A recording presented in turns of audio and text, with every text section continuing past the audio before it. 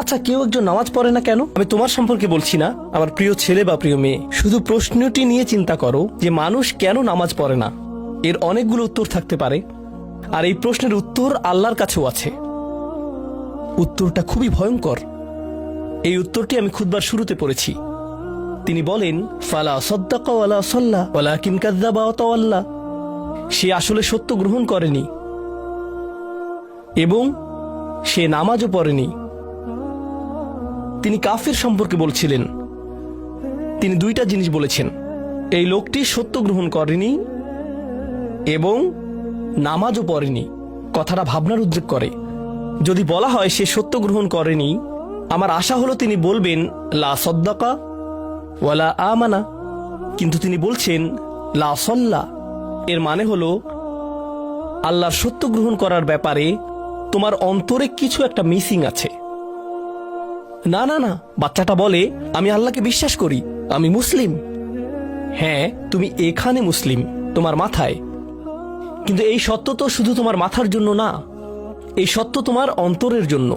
তুমি এখনো অনুভব করছো না যে ব্যাপারটা কেমন সিরিয়াস। তুমি এখনো উপলব্ধি করছো না যে এটা কি। মাঝে মাঝে কোনো বিষয় তুমি জানো হয়তো, কিন্তু এই নিয়ে চিন্তা করা থেকে পালিয়ে বেড়াও। এটা সত্য, তুমি জানো বিষয়টা কিন্তু চিন্তা করতে চাও না। আর তাই এটা যেহেতু মিসিং, ঠিক এই কারণে আমি সহজেই নামাজের কথা ভুলে যাই কখনো কখনো, এবং তুমিও ভুলে যাও কখনো কখনো। এমনটা ঘটে কারণ আমাদের অন্তর কিছুটা বিভ্রান্ত হয়ে পড়ে। দিনের এই সত্যতা, আল্লাহকে সেই সত্যটা, সেই অকাট্য সত্যটা আমাদের মস্তিষ্কের পেছনের কোনো একটা সেলফে গিয়ে পড়ে থাকে। আমরা অন্য কিছুতে ব্যস্ত হয়ে পড়ি এবং এই নিয়ে আর চিন্তা করি না। আল্লাহ এটাই বলেছেন। সুতরাং তোমার নামাজ পড়া আল্লাহর প্রয়োজন নেই।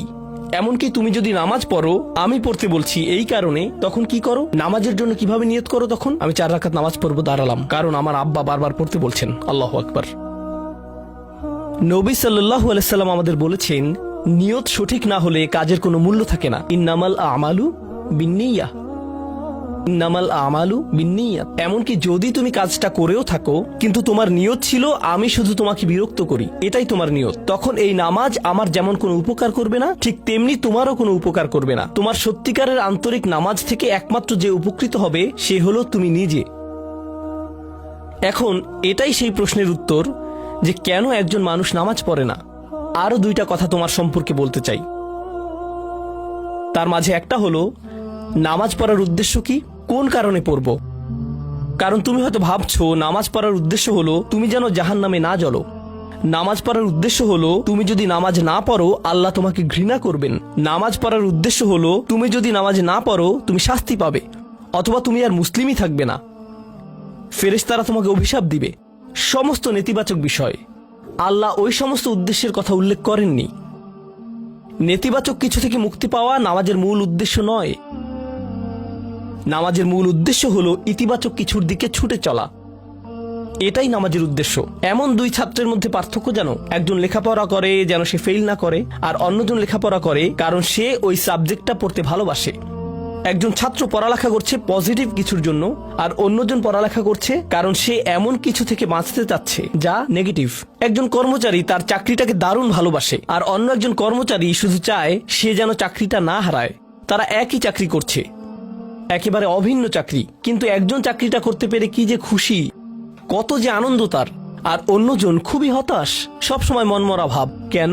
কারণ তাদের একজন এটা করছে ক্ষতিকর কিছু থেকে মুক্তি পাওয়ার জন্য, আর অপরজন এটা করছে উপকারী কিছুর দিকে ছুটে চলার জন্য। আল্লাহ কোরআনে যখন আমাকে নামাজ সম্পর্কে বলেছেন যে কেন আমাদের নামাজ পড়া দরকার, তিনি মুসা আলাইহিস সালামকে এই উত্তরটা বলে দিয়েছেন।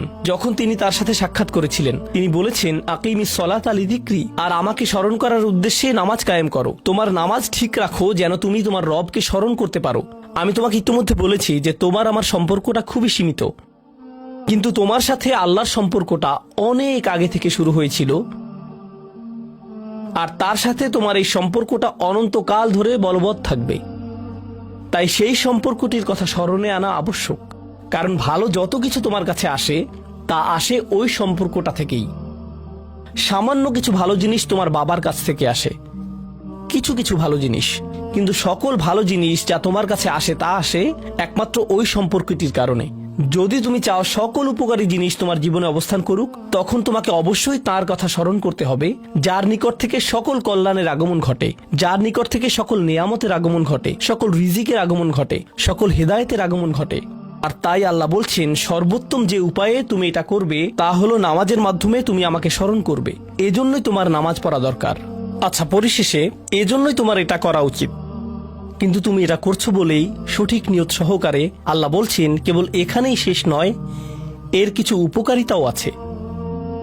কিছু ভালো জিনিস তোমার পথে আসবে যখন তুমি সত্যি সত্যি আল্লাহকে স্মরণ করবে। যখন তুমি আল্লাহকে স্মরণ করবে যেভাবে তিনি চান সেভাবে, আর যে উপায়ে তিনি চান তা হলো এই নামাজগুলোর মাধ্যমে।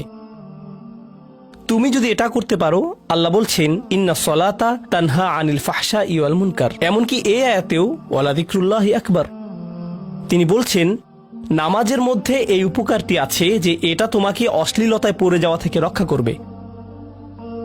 কারণ অশ্লীলতা তোমার চারপাশে বিরাজমান, আর আমি প্রিয় পুত্র তোমাকে এটার সম্মুখীন হওয়া থেকে রক্ষা করতে পারবো না। অশ্লীলতা তোমার ফোনে, অশ্লীলতা তোমার স্কুলে, অশ্লীলতা তোমার বন্ধুদের মাঝে, অশ্লীলতা ঈদের অনুষ্ঠানে, যখন কোনো কর্নারে গিয়ে বন্ধুদের সাথে আড্ডা দাও, অশ্লীলতার উপস্থিতি তুমি সর্বত্র দেখতে পাবে। প্রতিবার যখনই তুমি অশ্লীলতার দিকে এগিয়ে যাবে, তোমার অন্তর ক্ষতিগ্রস্ত হয়ে পড়বে। আর আল্লাহ বলছেন, যদি তুমি এই নামাজগুলো আদায়ে যত্নবান হও, এগুলো তোমাকে অশ্লীলতার করাল গ্রাস থেকে রক্ষা করবে। একবার যদি তুমি অশ্লীলতায় ডুবে যাও, তখন তুমি হয়ে পড়বে যেমন তুমি যদি দূষিত বাতাসে নিঃশ্বাস নাও, প্রথম প্রথম তোমার কাশি আসবে, কিন্তু যদি এতে বেশিক্ষণ অবস্থান করো, একসময় এতে তুমি অভ্যস্ত হয়ে পড়বে। অশ্লীলতাও ঠিক এরকম, এতে আকণ্ঠ নিমজ্জিত থাকলে একসময় এটাকে আর বড় অপরাধ বলে মনে হবে না, নিজেকে এর থেকে রক্ষা করার কোনো গরজ অনুভব করবে না আর, কারণ তোমার প্রতিরোধ ব্যবস্থা দূষিত হয়ে গেছে। এরপর তুমি এমনকি আরো বিষাক্ত আচরণের জন্য প্রস্তুত হয়ে যাবে, এমনকি আরো জঘন্য বিষয় ওয়াল মুনকার, এমনকি আরো ঘৃণ্য কাজও তোমার দ্বারা সম্পন্ন হয়ে যেতে পারে। অধপতনের অতল গহ্বরে হারিয়ে যাওয়া থেকে এই নামাজগুলো তোমাকে রক্ষা করবে। এই জন্যই তোমার নামাজ পড়া দরকার, এই সমস্ত কারণেই তোমার নামাজ পড়া প্রয়োজন। আমি বলেছি এই জন্য না, এই সমগ্র ভ্রমণের শেষে সিদ্ধান্তটা সম্পূর্ণরূপে তোমার। কারণ আল্লাহ হয়তো আগামীকালই আমাকে নিয়ে যেতে পারেন, আল্লাহ হয়তো আমাকে 1 বছরের মধ্যেই নিয়ে যেতে পারেন। তোমার এবং আমার মাঝে যে এই সম্পর্কটা বর্তমানে আছে, এমনকি যদি আমরা 100 বছরও বাঁচি, আমরা এর চেয়ে বেশি বাঁচতে পারবো না। একটা সময় আছে যখন এর সমাপ্তি ঘটবে, কিন্তু ওই সম্পর্কটি, তুমি যদি সত্যিই ওই সম্পর্কটি সম্মান করতে চাও, নামাজ পড়ো। তোমার প্রতি এটাই আমার উপদেশ। এখন আমি পিতামাতার উদ্দেশ্যে কথা বলবো। এটা হবে ছোট্ট একটা রিমাইন্ডার আমার জন্য এবং আমাদের সবার জন্য, আমাদের পিতামাতাদের জন্য। সন্তানাদি আল্লাহ প্রদত্ত একটা নিয়ামত, তাদেরকে এজন্য দেওয়া হয়নি যেন আমরা তাদের নিয়ন্ত্রণ করতে পারি। যত বেশি আমরা তাদেরকে নিয়ন্ত্রণ করতে চাইব, তত বেশি হতাশ হব সকল অবস্থাতেই। আমি দেখেছি এমনটা, বিশেষ করে যে পরিবারগুলো তাদের সন্তানদের দিনের সুরক্ষা করতে চায়, তারা যত বেশি সন্তানদের উপর জোর করে দিন চাপিয়ে দিতে চায়, তত বেশি ওই ছেলেমেয়েগুলো অদ্ভুত সব উপায়ে বিদ্রোহ প্রকাশ করে।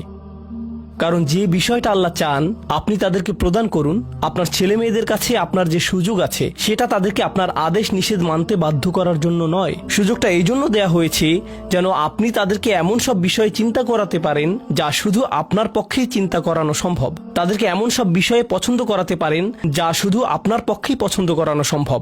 আপনার বাচ্চাটা বাস্কেটবল পছন্দ করে কারণ সে আপনাকে বাস্কেটবল খেলতে দেখেছে, সে প্লে স্টেশন পছন্দ করে কারণ সে তার বাবাকে প্লে স্টেশনে খেলতে দেখেছে। এভাবে আপনি বাচ্চাটার অন্তরে কোনো কিছুর জন্য ভালোবাসা তৈরি করে দিতে পারেন, কারণ আপনি যেরকম, আপনার পক্ষে এটা করা সম্ভব। আর যখন বাচ্চাদেরকে বলতে থাকেন তোমার হোমওয়ার্ক করো, তোমার হোমওয়ার্ক করো, আপনার সন্তানের বয়স যখন 40 হবে, সে তখন বলবে না আমি হোমওয়ার্ক ভালোবাসি, কিন্তু 40 বছর বয়সেও সে বলবে আমি বাস্কেটবল ভালোবাসি, আমার বাবা সবসময় বাস্কেটবল খেলতেন।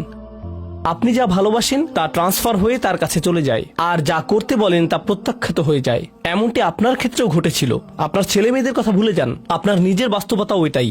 আপনার বাবার কিছু কিছু জিনিস যে আপনি এখনো পছন্দ করেন তা ভালোবাসার মাধ্যমে আপনার নিকট ট্রান্সফার হয়েছিল, আর আপনার বাবার ওই ব্যাপারগুলো আপনি অপছন্দ করতেন যা তিনি জোর করে আপনাকে গেলাতে চেয়েছিলেন। এখানে উপবিষ্ট প্রত্যেকের বাস্তবতা এটাই, শুধু সেগুলোই গ্রহণ করেছি যেগুলো ভালোবাসার মাধ্যমে হস্তান্তরিত হয়েছিল।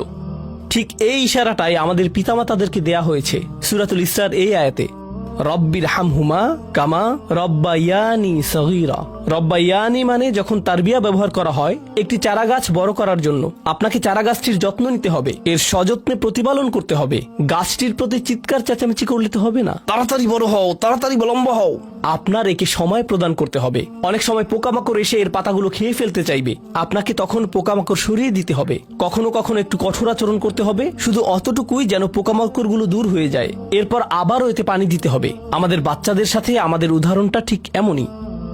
ঠিক এ কারণেই আমরা আমাদের মাতা পিতার জন্য এই দোয়াটা করি। আমি দোয়া করছি আল্লাহ যেন আমাদের সন্তানদেরকে হেদায়েত দান করেন, যা শুধু তার পক্ষেই দেয়া সম্ভব। দোয়া করছি আল্লাহ তাদের অন্তরে ইস্তিকামা প্রদান করুন, যেন তারা তাদের জীবনে সঠিক সিদ্ধান্ত নিতে পারে। আরও দোয়া করছি আল্লাহ তাদেরকে ইব্রাহিম আলাইহিসসালামের দোয়ার মতো করুন, যা তিনি আমাদের সবার জন্য করেছিলেন। রব্বি জাআলনি মুকিমাস সলাতি ওয়া মিন যুররিয়াতি। হে আমার রব, আমাকে সালাত কায়েমকারী বানান এবং আমার বংশধরদের মধ্য থেকেও। আল্লাহ তাআলা এখানে উপস্থিত পিতামাতাদেরকে, আমাকে সহ সবাইকে এমন দৃষ্টান্তে পরিণত করুন যে আল্লাহকে ভালোবাসে এবং যে নামাজকে ভালোবাসে, যেন আমাদের ছেলেমেয়েরা নামাজের প্রেমে পড়ে যায় আমরা যেভাবে নামাজকে ভালোবাসি তা দেখে। বারাকাল্লাহু লি ওয়া লাকুম ফিল কুরআনিল হাকিম ওয়া নাফা'নি ওয়া ইয়্যাকুম বিল আয়াতি ওয়াজ যিকরিল হাকিম।